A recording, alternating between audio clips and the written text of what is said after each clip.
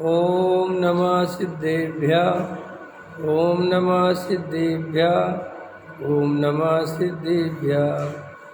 मंगल में मंगल करन वीतराग विज्ञान नमो तार जाते भई अरहंतादिमा करे मंगल करिहु महा ग्रंथ करन के काज जाते मिले समाज सब पावे निज पदराज इस भवतरु का मूल जानौ मिथ्या भाव ताको कर निर्मूल अब करिए मोक्ष उपाय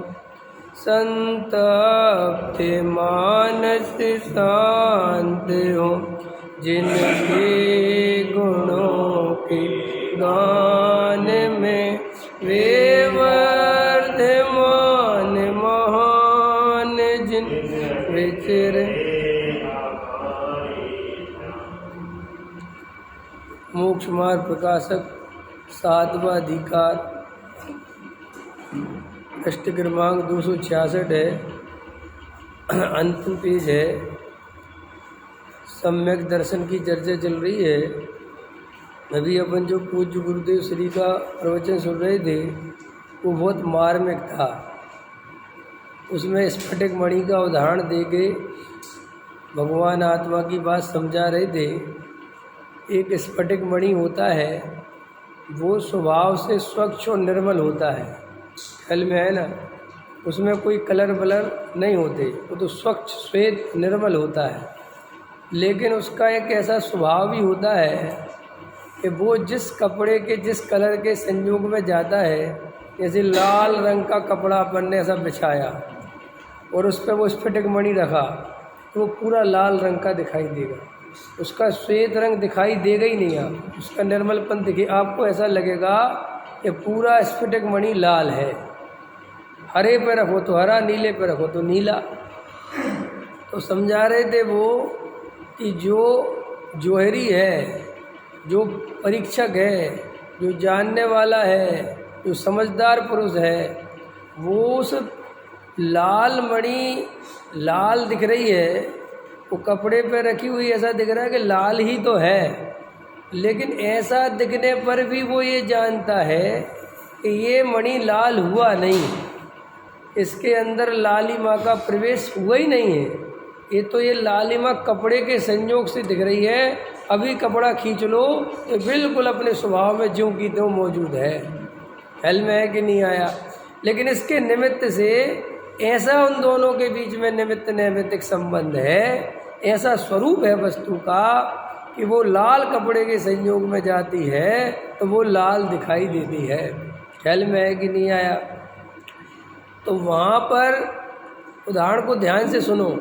वो जोहरी, वो परीक्षक, वो समझदार पुरुष उस लाल मणि से भिन्न, उस लाल पने से भिन्न जो स्वच्छ निर्मल मणि को देख पाता है, वो किस आधार पर देख पाता है? क्योंकि वो उस मणि के स्वभाव से परिचित है। उसने उस मणि के स्वभाव को देखा है, बिना कपड़े के देखा है। ख्याल में है कि नहीं आया? उसने इसलिए उसके जानने के कारण वो उसे भिन्न देख लेता है। अब ऐसे आगे चलो, ये उदाहरण हुआ। सिद्धांत में क्या है? अनादि काल से उद्गल कर्म के निमित्त से, उद्गल कर्म है कपड़े के समान। उद्गल कर्म क्या है? कपड़े के समान। उस उद्गल कर्म के निमित्त से यह जीव अपनी पर्याय में रागादि रूप परिणमन करता हुआ दिखाई देता है। ठीक है? वो रागादि परिणमन है लाल रंग जैसा।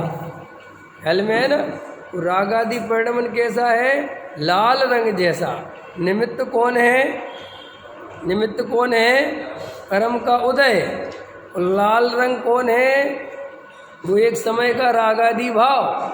और उसी समय वो त्रिकाली ध्रुव भगवान आत्मा उसी राग के काल में अत्यंत निर्मल स्वच्छ चैतन्यमयी शुद्ध वस्तु विराजमान है।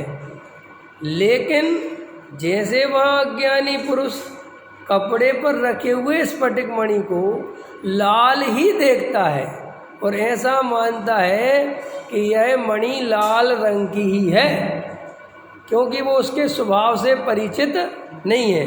वो तो लाल रंग देखता है, सब बराबर दिखता है।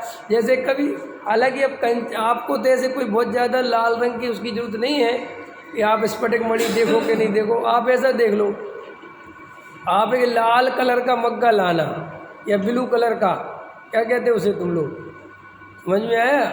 ये आते ना बाल्टी से अपन नहाते हैं, हाँ, तो उसमें तुम ऐसा कर सकते हो, एक सफ़ेद बाल्टी होना चाहिए और उसमें पानी भरो, तो बाल्टी होनी चाहिए सफ़ेद बिल्कुल, है ना, और उसमें पानी भरो और वो तुम लाल रंग का मग्गा डालो तो तुम्हें पूरा पानी लाल दिखाई देगा।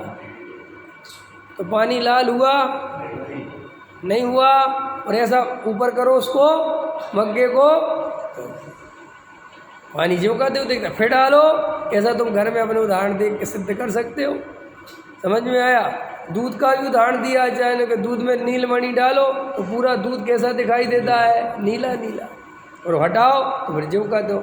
लेकिन कोई बच्चा हो, अज्ञानी पुरुष हो, जो ऐसी नेचर को नहीं पहचानता हो, तो वो क्या कहेगा कि पूरा दूध ही नीला हो गया है, ठीक है कि नहीं, या पूरा पानी ही लाल हो गया है, अथवा स्फटिक मणि पूरा लाल हो गया है।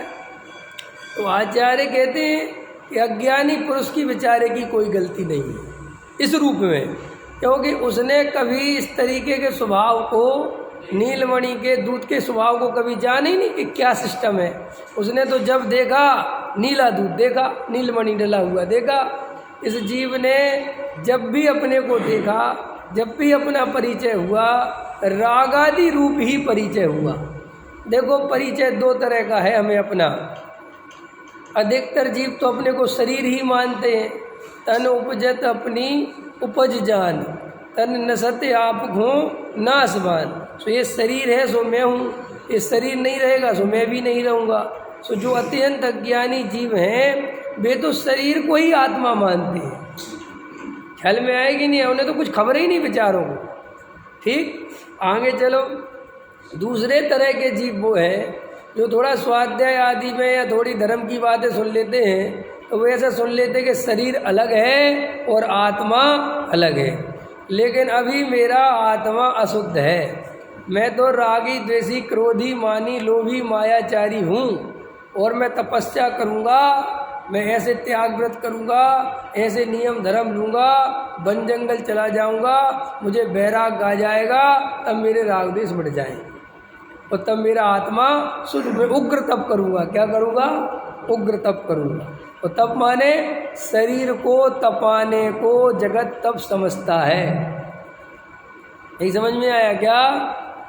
करते तप सैल नदी तट पर, तरुतल बरसा की झड़ियों में, समता रस पान किया करते, सुख दुख दोनों की घड़ियों में। तो लोगों को लगता है कि जो रिमझिम बारिश हो रही है और मूसलाधार हो रही है और मुनिराज ऐसे एकदम ऐसे बैठे एकदम सावधान होके रीढ़ की हड्डी सीधी करके, और खूब थपेड़े पड़ रहे हैं, खूब तेज आंधी चल रही है और मुनिराज कठोर तप कर रहे हैं, इसलिए उनके कर्मों की नजरा हो रही है कि नहीं है? यादवा खूब है ना। और भी है, भजन तो बहुत बढ़िया है। पहाड़ पे चढ़े हुए हैं, खूब तेज धूप हो रही है और शरीर में पूरा भीग गया है, वैसे खड़े हैं। तो लोगों को लगता है इसके कारण कर्म झड़ रहे हैं, इसके कारण ये तप है और तप से कर्म झड़ते। ये कोई तप नहीं है, ये तो देह का तुम्हें ज्ञान हुआ। अरे मुनिराज तो उस देह से भिन्न अपने स्वरूप में जो स्थिर होते हैं और स्थिरता के कारण उनके जो समता भाव प्रकट होता है, असली संबंधितता तो वो है। कोई मुनिराज के ऐसा लिखा है, प्रवचन सार की मूल गाथा है, चारित्रम खलु धम्मो चारित्र धर्म का मूल है और वह चारित्र समता भाव है। समझ में आया कि नहीं आया?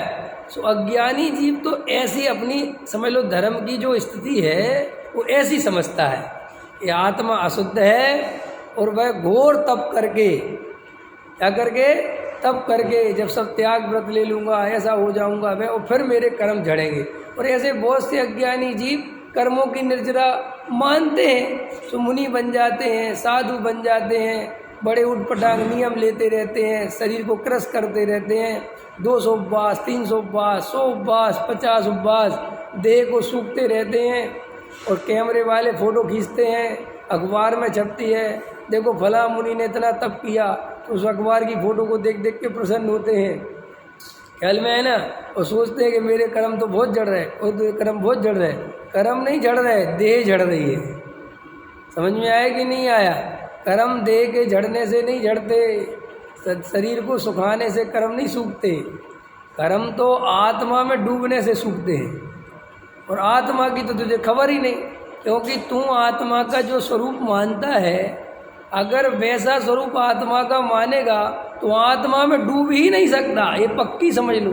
कई लोग कहते हैं कि आत्मा को त्रिकाल शुद्ध मानना, चैतन्यमयी मानना, ज्ञानमयी मानना, परम शुद्ध मानना आवश्यक क्यों है जब आत्मा वर्तमान में अशुद्ध है?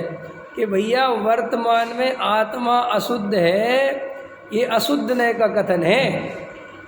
वास्तव में आत्मा पूरा अशुद्ध नहीं है, आत्मा की एक समय की पर्याय में अशुद्धता है। जैसे उस एक समय की अशुद्धता के कारण पूरी आत्मा को अशुद्ध कह दिया जाता है। अंतर समझ में आया? जैसे सम्यक दर्शन तो एक समय की पर्याय में है, लेकिन सम्यक दर्शन के कारण पूरे जीव को सम्यक दृष्टि कह दिया जाता है, तो वो शुद्ध नय का कथन है, ये अशुद्ध नय का कथन है। तो वास्तव में वस्तु पूरी ऐसी है नहीं, ये तो एक एक समय की पर्याय के खेल हैं, और उसी पर्याय के खेल में उत्पाद भी है, व्यय भी है, और उत्पाद व्यय के खेल में एक ध्रुवपना उसका कायम है। और वो जो ध्रुवपना है वो न अशुद्ध होता है और न शुद्ध होता है, घबराना नहीं, क्योंकि अशुद्धता शुद्धता के साथ जुड़ी हुई है। पर्याय अशुद्ध भी होती है और पर्याय शुद्ध भी होती है। तो त्रिकाली ध्रुव कैसा है कि वो सदा काल जैसा था वैसा ही है और वैसा ही रहेगा, उसमें शुद्धता अशुद्धता के विकल्प उठाने लायक ही नहीं है। इस हाँ बराबर, हाँ ये अर्थ ये है कि वो अपने को पर्याय दृष्टि से मलिन भाव रूप रागादि विकारी भाव रूप देखता है, यही आत्मा की अशुद्धता है। और इससे भिन्न ज्ञायक भगवान आत्मा को देखना ये उसकी शुद्धता है, लेकिन वो शुद्धता उसकी त्रिकाल है, उसमें अशुद्धता का प्रवेश हुआ ही नहीं। पर्याय अशुद्ध भी हुई और पर्याय कालांतर में शुद्ध भी होगी, लेकिन त्रिकाली ध्रुव भगवान आत्मा कभी अशुद्ध हुआ ही नहीं। तो जो अशुद्ध नहीं हुआ उसको शुद्ध कहना भी बेईमानी है। नहीं समझ में आया? अरे ऐसा समझ लो, आप जेल से कब आ गए? डॉक्टर साहब का उदाहरण प्रसिद्ध है ना कि कोई ऐसा पूछे कि और भाई साहब जेल से कब आ गए, तो आपको तो अच्छा लगेगा कि गुस्सा आएगा कि आप कहोगे भाई पागल पागल हो, मैं जेल गया ही कब था? कह रहे छोड़ो, गए नहीं थे, आ तो गए। समझ में आया? ऐसी आत्मा तो अशुद्ध, आत्मा तो शुद्ध है कि अशुद्ध हुआ कब था? आत्मा शुद्ध है, ये बात क्यों बोलते हो? आत्मा शुद्ध हुआ था क्या? अरे अशुद्धता उसकी पर्याय में थी, उसके स्वभाव में अशुद्धता कभी थी नहीं। तो फिर तुम आज तक मुक्त क्यों नहीं हुए? क्योंकि मैंने ऐसे स्वभाव को कभी पहचाना नहीं, कभी दृष्टि नहीं करी, कभी उसकी मैं स्थिरता नहीं करी, तो मैं संसार में घूम रहा हूँ। इसमें मेरी आत्मा की कोई गलती नहीं है, कोई आत्मा मुझे कुछ कमी थी, बात वो नहीं है। कमी तो मेरे अपने पुरुषार्थ में थी कि वो त्रिकाली ध्रुव भगवान आत्मा सदा काल मौजूद था, लेकिन मैं प्राप्त पर्याय में तन्मय होने के कारण मैंने कभी उसकी तरफ देखा ही नहीं। इसके लिए डॉक्टर साहब का उदाहरण प्रसिद्ध है। करोड़पति रिक्शा वाला, बैंक में पैसे हैं कि नहीं, वे 10 करोड़ हैं कि नहीं, वो करोड़पति है कि नहीं, तो फिर रिक्शा क्यों चला रहा?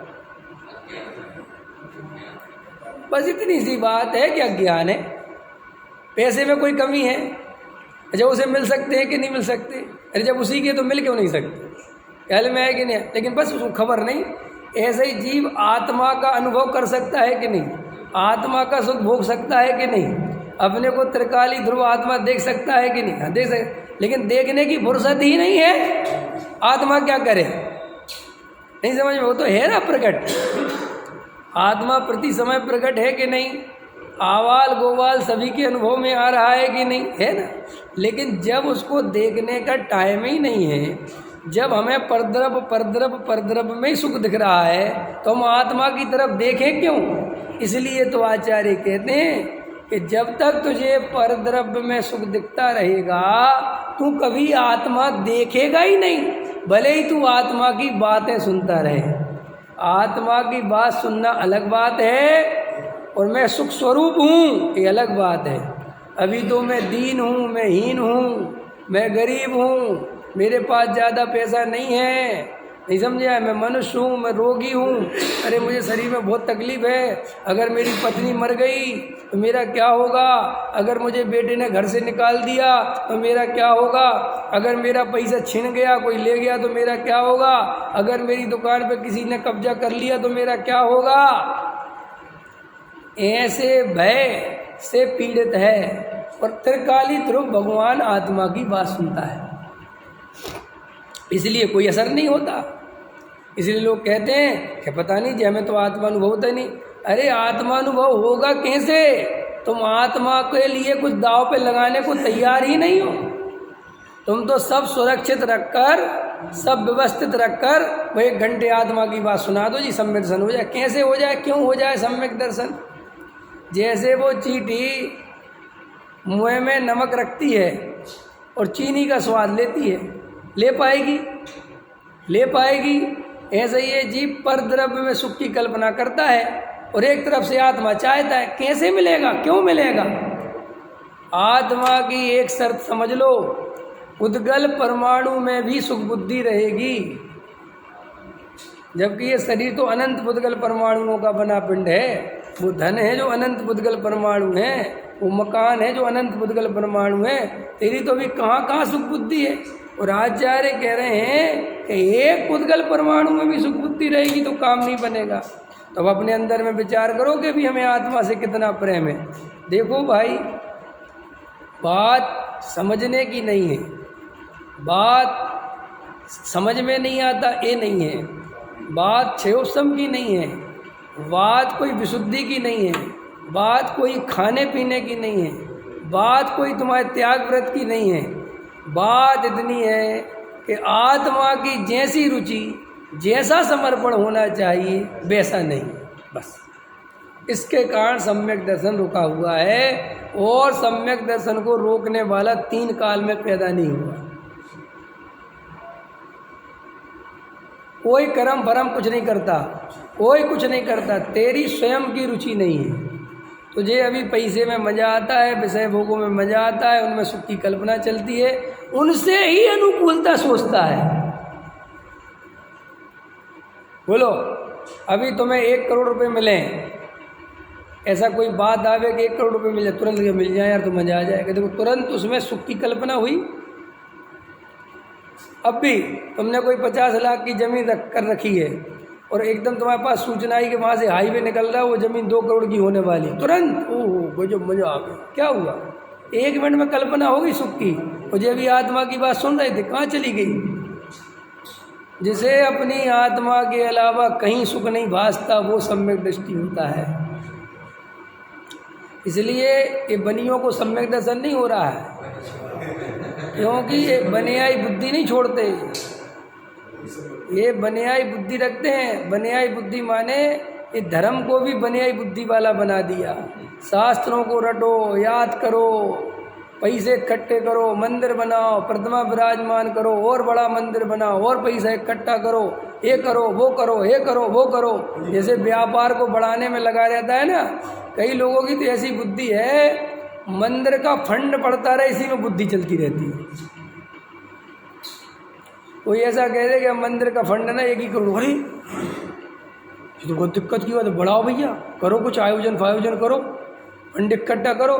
जैसे व्यापार में बुद्धि लगाता है ना, ऐसे ही धर्म के क्षेत्र में वही बुद्धि है, त्याग करो फिर कुछ खाओ, फिर त्याग करो, ये करो, ऐसे ही बनी आई बुद्धि।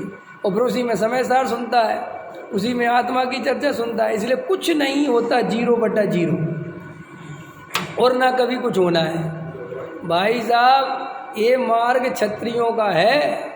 क्षत्रियों का मतलब ये है कि जो अपने 1 साल के लड़के का पेट में ही गर्म में ही टीका करके निकल गए। चलो, ये नहीं सोचा कि क्या होगा, कि पहले संभाल तो दूँ। क्या कहा मैंने, क्या कहा? ये नहीं सोचा पहले संभाल तो दूँ, थोड़ा लड़का बड़ा तो हो जाए, चला जाऊँगा। अरे नहीं, खड़ा हो गया, चलो बहुत रह लिया। यहाँ तो लड़का हो गए, बूढ़े होने को आ रहे, वो कह रहे बाप मर जाते तो अच्छा रहता, पिंड तो छोड़ो। ये कह रहा नहीं छोड़ेंगे। नहीं समझा? वो बड़ी मुश्किल से तीर्थ क्षेत्र में भेज देता है, तब तक नई बीमारी आ गई, फोन आ गया। सो वहाँ से बैठे बैठे कहता है लाओ बात कराओ, वीडियो कॉलिंग करो, पोता दिखाओ, पोती दिखाओ। समझ में आया कि नहीं आया है? हाँ, वीडियो कॉलिंग करो। हाँ, उसने खराब नहीं कर दिया, तेरी बुद्धि खराब है।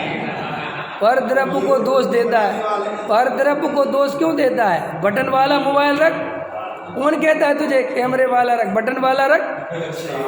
हाँ, दूसरे को दोष देता है। नहीं समझ में आया? ये बूढ़े बूढ़े हो गए और ये मोबाइल आ गए ना, ये मोबाइल आ गए ना, क्या बोलते, स्मार्टफोन हैं। तो ये बूढ़े बूढ़े लोग अपने बच्चों को हमें भी दिलाओ, हमें भी दिलाओ। अरे पापा तुम्हें नहीं आएगा, काहे को चक्कर में फंसा? नहीं, हम क्या मूर्ख हैं, हमें भी चलाना है। ऐसी आत्मा की रुचि नहीं जगती।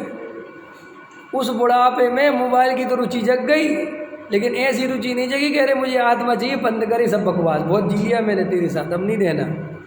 और फिर वहाँ मोबाइल लेता है तो बूढ़ा है ना उतना, तो फंक्शन सीखता है, बैठ के घंटों मैंने देखा है ऐसे सीखते। बताएं जी व्हाट्सअप कैसे चलता है? अच्छा जी, फाइल ऐसे भेजते हैं, अच्छा जी ऐसे भेज देंगे, वहाँ पहुँच जाएगा, हाँ पहुँच जाएगा। और ये तो बहुत बढ़िया है।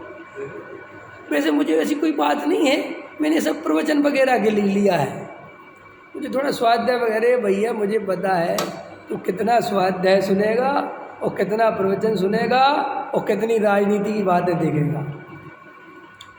आत्मा की रुचि हो, कोई शास्त्र की जरूरत नहीं है, घबराना नहीं। समझ में आया? कोई गुरु की जरूरत नहीं, घबराना नहीं। कोई भगवान की जरूरत है, कुछ ही की जरूरत नहीं है, सिर्फ तुझे अपनी आत्मा की रुचि की जरूरत। के साहब ने कहा कि ये सब तेरे सामने खड़े हो जाएंगे, ये खुद ही कहेंगे ले भैया ले ले। अरे क्या समझे से मुनिराज, देखो तुम्हें समझाता हूँ निमित्त क्या है।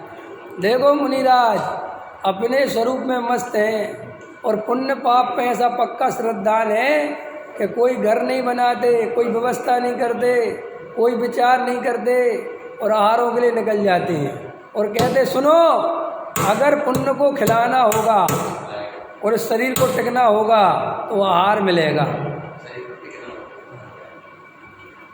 चले जाते हैं और देखो मिलता है। और यहाँ तुम इतनी व्यवस्था बनाते हो, घर बनाते हो, समझ में आया कि अब तो शांति से रोटी मिलेगी, तो अभी नहीं मिलती। पत्नी कहती नहीं मिलेगी, आज मेरा मूड ठीक नहीं। समझ में? हाँ तो बनानी पड़ेगी ना, उसमें क्या करो। जब पत्नी नहीं देगी तो उसमें क्या फ़र्क पड़ता है। और जो खुद बनाता है वो ज़्यादा स्वाधीन है। समझ में आया? उसे वैराग्य बना रहता है। रमेश जी आप बिल्कुल तकलीफ मत मानो, आपके महासौभाग्य हैं कि अगर पत्नी वैराग्य को बढ़ाने वाली हो और अपने को संसार से निकालने वाली हो, उससे ज़्यादा बढ़िया देवी दुनिया में कोई नहीं। हाँ, अब देखो भैया, खाने का भाव तुम लोग तो दीक्षा दिलवा दो रमेश जी को, हैं? नहीं समझ में आया? दीक्षा दिलवा दो, वो जो खुद लेंगे नहीं कुछ, चढ़ जा बेटा सूली पे भला करे भगवान, खुद लड्डू पेड़ा खाएंगे। ये जगत का स्वरूप। ऐसे ही तो महाराज बन गए, ऐसे ही बन गए। ये समाज ने चढ़ा चढ़ा के बन जा बन जा बन जा, कुछ नहीं रखा कुछ नहीं रखा। सोचते एक तो टंटा कम हो। नहीं समझ में आया? जैसे ट्रेन में होता है ना, कौन सा उदाहरण दूँ? कोई उदाहरण समझ लो, बस में समझ लो, बस का उदाहरण देता हूँ कि बस में जगह नहीं है, समझ में आए ना? अब सीट घेर रखी है, अब उसका समझ लो जगह जहाँ आनी है वो 1 किलोमीटर बाद आनी है, और इसको तो चाहिए सीट। तो वो कहता भैया वो, अरे आने वाला, तुम तो खड़े हो, उतरो उतरो, तुम तो आगे खड़े हो जाओ। समझ, वो बेचारे का 2 किलोमीटर दूर है, और वो खड़ा हो जाता है, जो बैठ जाता है। वो कहता भाई साहब अभी तो आया ही नहीं। अरे अब आ जाएगा, खड़े रहो। ऐसा है संसार का। उसे तो सीट चाहिए थी, तेरे गांव से तेरे शहर से उसे क्या लेना देना। ऐसे ही चढ़ जाओ, बन जाओ बन जाओ। एक तो समाज में आफत कम होगी है, एक तो ज्वाला प्रसाद निकले। ऐसा ही है ये तुम्हें अभी लगता है सारे अधिकतर जो साधु संत ऐसे ही बन जाते। घर वाले भाई वगैरह कहते बन जा बन जा, चढ़ जा, एक हिस्सा तो कम होगा है। अब आजकल हिस्से विस्से बचे नहीं, अब एक आधे ही 2 भाई बहन रह गए। अब पहले के ज़माने में तो 4 5 6 हो जाते थे। एक मिलिट्री में चला जा, एक साधु बन जा, कुछ तो ठिकाने लगे, क्योंकि पैसा होता ही नहीं था ठिकाने लगाने के लिए। क्या करें? समझ में आया कि नहीं आया? कहो 2 6 करे, इसमें से 2 ही की शादी हुई, अबे 4 क्या करें? तो किसी को कहीं भेज दिया, किसी को कहीं लगा, जा साधु संतों के साथ ग्रुप में शामिल हो जा कुंभ वाले मेले में चला जा। घूमते रहते थे। तो ऐसे चढ़ जा बेटा सूली पे, ऐसे संत साधु नहीं बनना। आत्मा के अनुभव के बाद स्थिरता से साधु बनना। तो मैं तो तुम्हें क्या समझा रहा था कि आत्मा के लिए समर्पण चाहिए, रुचि चाहिए। कि बनियाईगिरी से कभी आत्मा मिला ही नहीं समझ में आया? अरे 10-10 रुपये के हिसाब में बुद्धि लगा दे, 1 घंटा खर्च कर दे, 10 रुपये कहाँ खो गए? क्या कहा मैंने? 20 रुपये कहाँ खो गए? इसमें 5 घंटे खर्च कर दे, 2 घंटे खर्च कर दे, या लड़ाई झगड़ा करने लगे, तूने तो नहीं निकाल ली। श्री गुरु कहते हैं इसे आत्मा मिलेगा जिसे समय की कोई कीमत पता नहीं है। समझ में आया नहीं? याद रखना, जो सम्यक दृष्टि ज्ञानी धर्मात्मा होते हैं वे समय की वैल्यू बहुत करते हैं, और जो काम लौकिक हैं आवश्यक हो तो ही करते हैं, वरना करते ही नहीं। समझ में आया? ऐसा लिखा है अध्यात्म ग्रंथों में कि संसार सम्यक दृष्टि जीव संसार के लिए तो प्रमादी हो गए हैं। क्या हो गए हैं? प्रमादी। के कैसे? कि दाल रोटी बनी, नहीं समझो, कि चटनी करें तो इसकी बनी चल जाएगा, झंझट ही मत मार। समझ में आया कि नहीं आया? कपड़े 2 ही जोड़ी, 2 ही जोड़ी में काम चल जाए, काय को चक्कर फालो फिर रखो। तो प्रमादी हो गए संसार के कार्यों में। कोई उनको नहीं बुलावे तो खुश होते, अच्छा हुआ नहीं बुलाया, फंस गए, बच गए, 4 घंटे बिगड़ते। समझ में आया कि नहीं आया? ऐसे सम्यक दृष्टि का स्वरूप जानना। और जिन्हें संसार के कार्यों में अत्यंत रुचि है, जो उछल उछल के संसार के कार्य करते हैं, उन्हें अभी आत्मा की रुचि नहीं है। कल डॉक्टर साहब बहुत अच्छा ले रहे थे। कल मैं डॉक्टर साहब का प्रवचन सुन रहा था रात में, तो वो कह रहे थे तीव्र कसाई और मंद कसाई का लक्षण क्या है। तो वो बता रहे थे जो स्वाध्याय छोड़ के, तत्व ज्ञान छोड़ के, वेद ज्ञान की बात छोड़ के, देव शास्त्र को छोड़ के संसार के कार्यों में लगा रहे, उसे तीव्र कसाई जानना। समझ में आया? भले ही मुमुक्षु तो बन गया, लेकिन स्वाध्याय में नहीं आता। क्योंकि समय नहीं है। तो तीव्र कसाई जानना कि नहीं साहब इनने 10 साल पहले तो समय साथ पढ़ा होगा, उससे क्या होता है, अभी तो कोई काम का नहीं है। और जो जिनवाणी से अपनी कसाय का पोषण करे वो तो नियम से महामिथ्या दृष्टि जानना। आप किसी वक्ता को इसलिए सुनते हो कि वो आपकी मान्यता के अनुसार बोलता है और आपको खुश करता है, बेकार। नहीं समझ में आया? जिसको सुन के आपको तकलीफ हो समझ ला नहीं, यही असली खेल है। कांटा सा छुवे अंदर, तब पता चलेगा कि असली खेल अब हो रहा है। अरे ऐसे नहीं चलेगा। हम तुम्हें पढ़ाते जाए, तुम पढ़ते जाओ, शास्त्र पूरा होता जाता है और लोगों को इसी में मज़ा आता है। लोगों की कमी मत बताओ, कुछ मत कहो, बस आगे पढ़ाते जाओ जी, आगे पढ़ाते जाओ जी, आगे पढ़ा। क्या क्या लिखा जी, पढ़ा दे रहे। क्या पागलपन है इस ख्याल में, है ना। तो विचार करो। तो स्फटिक मणि का उदाहरण दे रहे थे। तो देखो भाई, अब अपन तो ये उदाहरण को समझ में, अवज्ञानी जीव की क्या दशा है। अज्ञानी जीव या तो अपने को शरीर मानता है पहली बात, अथवा थोड़ा धर्म के क्षेत्र में आए तो ऐसा मानता है कि शरीर तो मिट्टी है, शरीर तो मेरे से अलग है, लेकिन मैं रागी द्वेषी क्रोधी मानी लोभी अशुद्ध आत्मा हूँ, मैं संसारी जीव हूँ, मैं राग देश से पीड़ित हूँ। तो वो अपने को रागी द्वेषी मानता है, ठीक है कि नहीं। अब इसमें तीसरी अवस्था डाला कि ऐसे ही वही जीव स्वाध्याय आदि में आया, सो उसे समझाया कि राग देश आदि तेरे स्वभाव में नहीं है, तू तो ज्ञानमयी चैतन्यमयी शुद्ध वस्तु है, तू तो अखंड त्रिकाली ध्रुव भगवान आत्मा है। सो उस जीव ने क्या किया, उस त्रिकाली ध्रुव अखंड भगवान आत्मा का जो स्वभाव है उसकी तरफ दृष्टि तो नहीं करी, मात्र क्षयोपशम ज्ञान में ये बात याद कर ली कि आत्मा शुद्ध है और भ्रम से बिना उस स्वभाव का अनुभव करे अपने को शुद्ध मानने लगा। तो ऐसे शुद्ध मानने से भी कुछ नहीं होगा। इसलिए बहुत सारे लोग समय सार आदि ग्रंथ पढ़ के गुरुदेव के मार्ग में आके भ्रम से अपने को शुद्ध मानते हैं, लेकिन जिस अपेक्षा से वो शुद्धता बताई थी वो उनके ख्याल में नहीं है कि भाई उस त्रिकाली ध्रुव भगवान आत्मा की एकांत में दृष्टि करे, उस स्वभाव का अनुभव करे, रागादि से भेद ज्ञान करे। ये रागादि को सुखरूप मानता था, वे दुखरूप दिखाई दे, तब वो सच्चा सम्यक दृष्टि बनता है। और भ्रम से, अरे आचार्यों ने तो ये लिखा कि जब हम स्वभाव को आश्रय करने योग्य नहीं बता रहे, क्या जब हम शुभ भाव की इतनी निंदा कर रहे तो अशुभ भाव की क्या होगी हालत,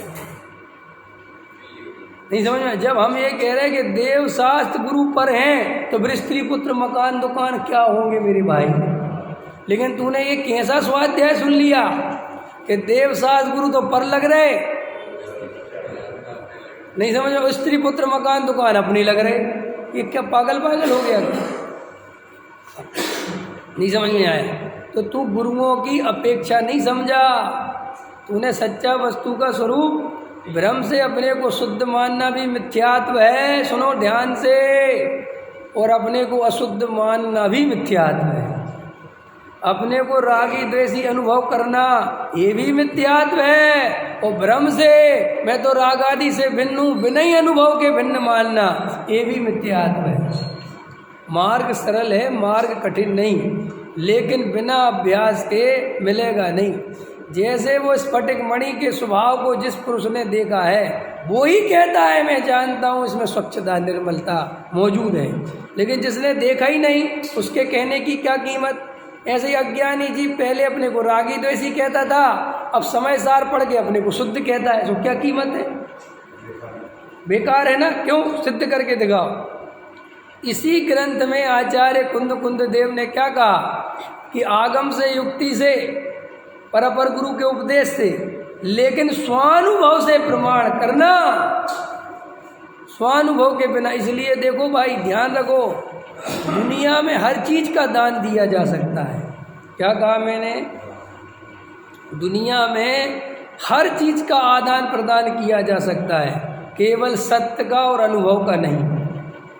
क्या कहा मैंने, मैं तुम्हें सत्य दे नहीं सकता, तुम्हें तुम्हारा सत्य स्वयं प्राप्त करना पड़ेगा। मैं तुम्हें सत्य बता तो सकता हूँ, लेकिन उस सत्य को तुम मेरे बताने मात्र से रख लोगे अपनी जेब में और सत्यवादी हो जाओगे, ऐसा नहीं होगा। यह त्रिकाली ध्रुव भगवान आत्मा हर आदमी के लिए, और हर आदमी के लिए, चाहे वो तीर्थंकर के कुल में ही क्यों ना जन्मा हो, उसे भी उतनी ही मेहनत उतना ही पुरुषार्थ करना पड़ेगा जितना उसके बाप ने किया था। दुनिया में क्या होता है बद्रसेन जी? सारी दुनिया में बाप मेहनत करता है, मजे बेटे लेता है। नहीं समझ में? संसार का स्वरूप है। राजनीति, लोग कहते हैं राजनीति में परिवारवाद है। क्या कहते हैं? क्या कहते हैं? कांग्रेस पे क्या आरोप लगाते हैं? कांग्रेस में परिवारवाद है, गांधी परिवार। मैं कहता हूँ परिवारवाद कहाँ नहीं है, पहले ही बताओ। आप एक जगह बताओ जहाँ परिवारवाद ना हो। अरे परिवारवाद का ही नाम दुनिया है। पूछो कैसे? गांधी परिवार में जवाहरलाल नेहरू ने मेहनत करी थी भाई, वो 14 साल जेल में रहे, तो इंदिरा गांधी प्राइम मिनिस्टर बन गई, इसमें क्या आश्चर्य है? और इंदिरा गांधी ने गोली खाई थी, उसका बेटा प्राइम मिनिस्टर बन गया, इसमें क्या आश्चर्य है? और उसका पति मर गया और उसकी पत्नी अध्यक्ष और प्राइम मिनिस्टर बन गई, तो उसमें क्या आश्चर्य है? और अब ये लोग लगे और इनका बेटा बने, इसमें क्या आश्चर्य है? क्यों सब बीजेपी में? ऐसा नहीं, बीजेपी में कौन सा कम है? अब उनके यहाँ जिसको मौका ही नहीं मिला, उनके बाप ने कुछ किया ही नहीं था, तो वहाँ परिवारवाद चलता कैसे? और अब जिनके बापों ने किया है तो वहाँ परिवारवाद चालू हो गया। अब अमित शाह का लड़का बीसीसीआई का अध्यक्ष बना, बैठा है कि नहीं बैठा? उतने बड़े उसमें घुसा दिया कि नहीं? जबकि उसका क्या लेना देना वहाँ। अभी उसका क्या नाम उसका तुम्हारा रक्षा मंत्री है राजनाथ, इसका लड़का विधायक है, सबके लड़के विधायक है, सबके अभी उठा। कौन सा नेता है जो विधायक नहीं है, नेता नहीं है, मंत्री नहीं है? जय अनुराग ठाकुर इसका बाप, ये सब के सब क्यों? तो अभी सब परिवारवाद कहोगे कि नहीं कहोगे? लालू तो भाई मेरा कहना मतलब इसमें आश्चर्य क्या है? उसके तुम्हारा बेटे को तुमने अपने व्यापार में बैठा दिया कि नहीं? हाँ वही कह रहा था मैं, आपके बाप ने व्यापार खड़ा किया तो उसको संभालेगा कौन? पड़ोसी के आपका बेटा। तो भाई तुमने ये वाला व्यापार इकट्ठा किया, उसके बाप ने राजनीति का व्यापार किया, तो इसमें क्या आश्चर्य है? तुम परिवारवाद से चिढ़ते क्यों? परिवारवाद कभी खत्म किया ही नहीं जा सकता। अरे जिसका बाप मेहनत करेगा उसकी औलाद मजे करेगी, स्वरूप है। अब तुम्हारे बाप ने नहीं करा तो हम क्या करें?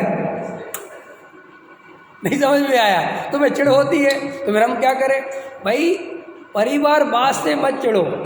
जिस आदमी को वोट दो बस ये सोचो कि वो उस लायक है कि नहीं। वो किसका बेटा, इससे क्या फर्क पड़ता है? कोई लालू का बेटा इसलिए वोट मत दो, ये गलत बात है। अगर वो उस लायक है तो मैं उसमें कुछ क्वालिटी दिखती है तो दो, और नहीं दिखती तो मत दो। इसलिए खेल तो गुणों का है।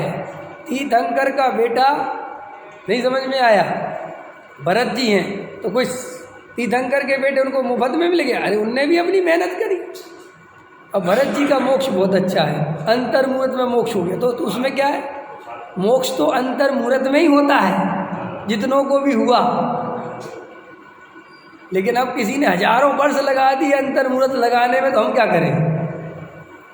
नहीं समझ में आया? तो गजब का स्वरूप है। नहीं समझ में आया? समाधि मरण करने के लिए अंदर की तैयारी चाहिए, बाहर की नहीं। जिसकी अंदर की रात दिन डॉक्टर साहब स्वाध्याय चिंतन मनन घोलन में लगे रहे तो समाधि मरण का चुटकियों में हो गया।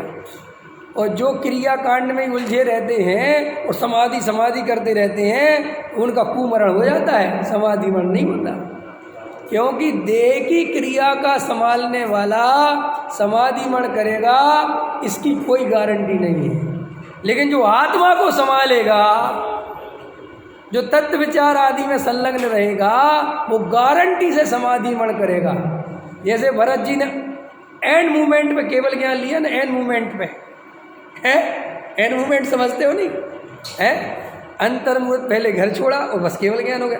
डॉक्टर साहब ने भी एंड मूवमेंट पे खेल कर दिया। नहीं हो गया? भरत जी जैसे थे बिल्कुल दादा, समझ में आया? बिल्कुल जिए पूरे राजा की जिंदगी और राजे की जिंदगी चले गए। इतना सा किसी सेवा नहीं करवाई। ख्याल में आया ना? एक दिन भी वे बिना बोले बिना डले नहीं रहे। बोलो, सोचो बात। अब क्या कहोगे? मैं कह रहा हूँ ना, तो मंदिर की साधना करके तो देखो, तुम साधना का प्रदर्शन करते हो। तुम सहज जिंदगी नहीं जीते, तुम जरा से व्रत नियम लेते नहीं कि तुरंत दिखावटी हो जाती। सारी दुनिया को मेरे व्रत नियम पता चल जाए और अंदर की साधना जीरो रहती है। नहीं समझ में आया? ख्याल में आया कि नहीं आया? अरे सुनो, महावीर के समोषण में एक बिंबसार का नाम का राजा बिंबसार जा रहा है, कहानी कहती है।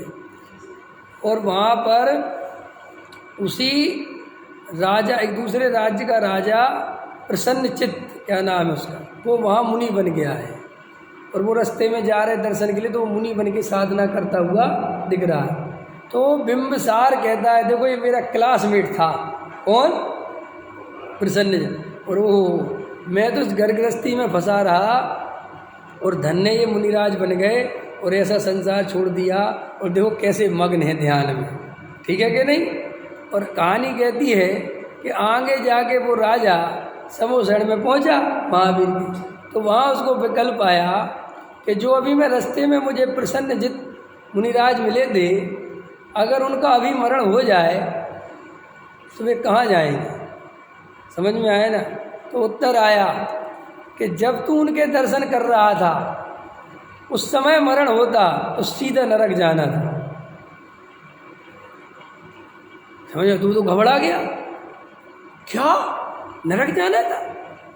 लेकिन वो तो इतने शांत मुद्रा थे कि सुन, जब तू आ रहा था तब वहाँ से तेरा काफिला पहले निकलता है, तेरे वजीर, तेरे सेनापति पहले जा रहे थे, तो वे रास्ते में कहते जा रहे थे कि देखो ये यहाँ नग्न दिगंबर साधु बना बैठा है और अपने छोटे से बच्चे को वहाँ राज्य में छोड़ आया, और इसके वजीरों ने पूरा राज हड़प लिया और इसके बच्चे की दुर्दशा कर दी।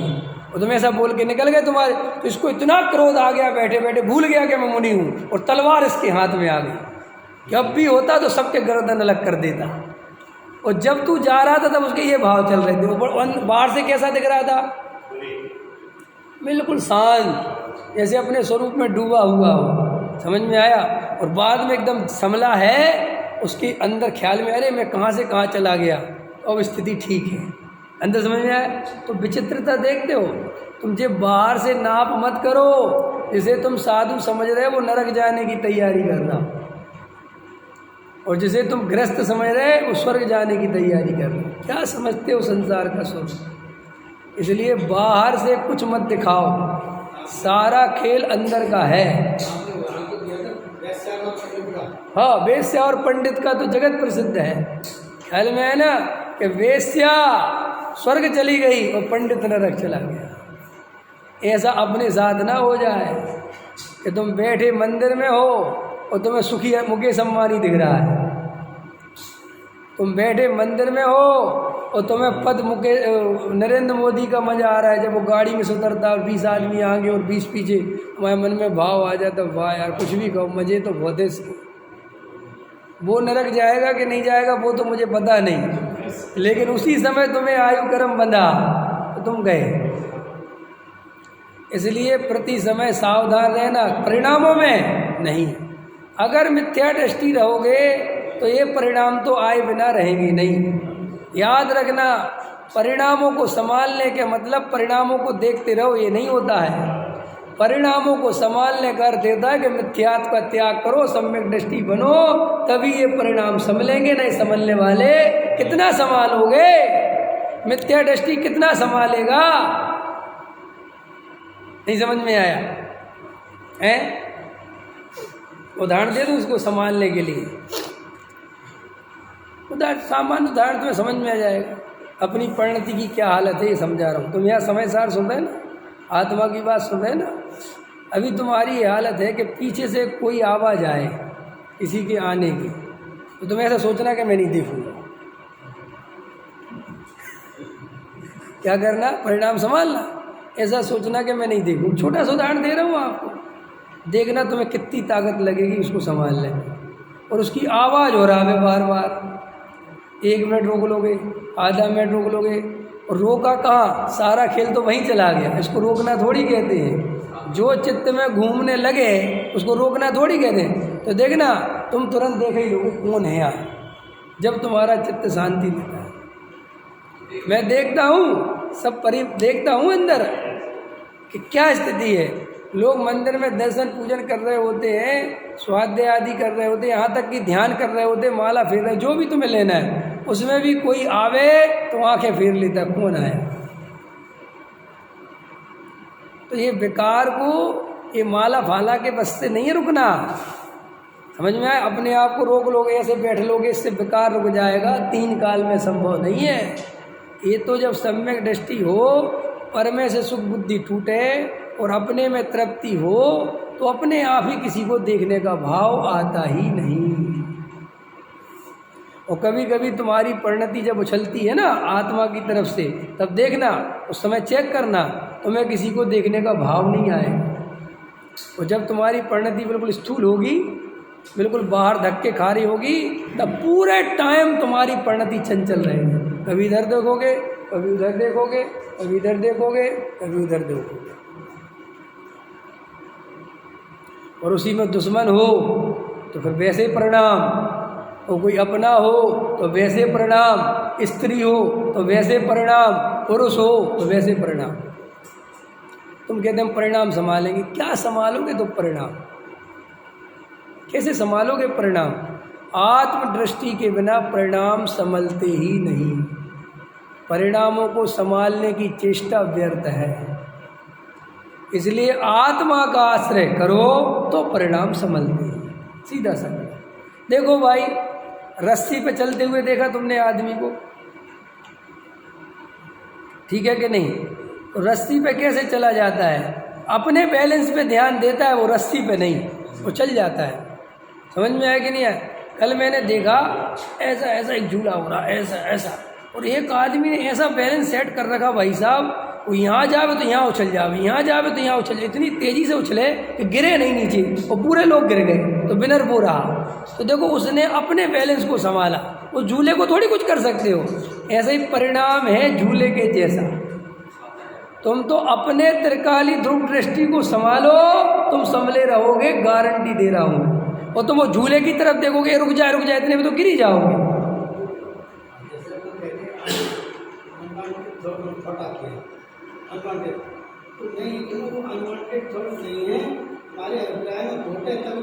सवाल ही पैदा नहीं होते। अनवांटेड थॉट आते तो अमेरिका का राष्ट्रपति बनने के भाव क्यों नहीं आते? आ जाए कुछ भी, कुछ नहीं आता। वो ही आता है जो वासना दबा रखी है। भरम मत पालना। हाँ, लेकिन उससे बचने का उपाय त्रिकाली ध्रुव है। उससे बचने का उपाय वो नहीं है कि उसमें छांटबीन करने लग जाओ। भाई वो तो अब बांध रखे हैं, वे तो आएंगे, अब ना उन्हीं में देखने लग जाओ। अच्छा, और कौन कौन सी बही भैया और क्या कह रहे हैं, क्या करोगे उनको देख के? वे सब गंदगी है। वो